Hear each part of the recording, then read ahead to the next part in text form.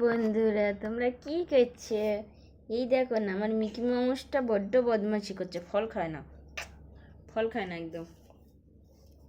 দেখাচ্ছ? হ্যাঁ, খাওয়া দেখাও। বলো মা খাচ্ছে, দেখো। হুম হুম টক টক কেন? কি টকটক কেন? ও টকটকই হয়। হ্যাঁ, মিষ্টি লেবু রস দিয়ে করে দিচ্ছ। ছড়া তো শিরা কাটতে গেলে তো হবেই।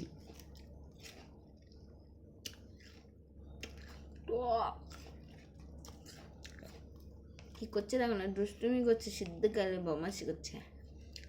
সারা গায়ে মাখ চাই দেখো না।